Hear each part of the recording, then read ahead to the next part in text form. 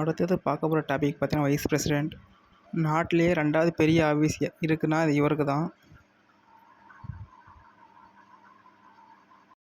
Article 63 படி மாநிலத்தில் political தொடர்ச்சியாக செயல்படுறாரு. இவருக்கான குவாலிஃபிகேஷன் பார்க்கலாம். இந்திய குடிமகனாக இருக்க வேணும்.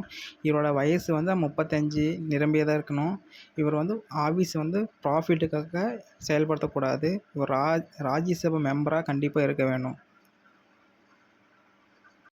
இவரோட எலெக்ஷன் பார்த்தீங்கன்னா ஆர்டிகல் 61 என்ன சொல்லுதுன்னா இன்டைரக்ட் எலெக்ஷன் சொல்லுது.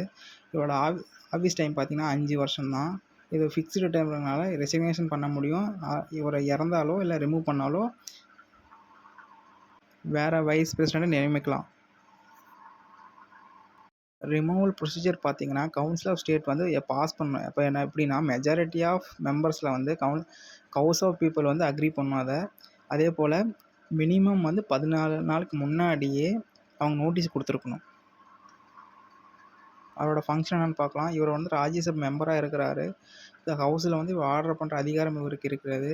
எந்த நேரத்துலையும் இவர் கொஷின் பண்ணுற அதிகாரமும் இவருக்கு இருக்கிறது. ராஜ்யசபாவில் பில் கொடுக்கும்போது டை ஆகிடுச்சுன்னா இவருக்கு ஓட்டு உரிமை இருக்கிறது.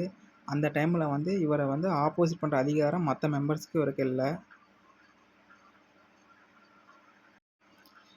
பிரசிடெண்ட்டும் வைஸ் பிரசிடெண்ட்டும் இல்லாதப்போ நாட்டில் சீஃப் ஜஸ்டிஸ் ஆஃப் இந்தியா பிரசிடெண்ட்டாக செயல்படுறாரு.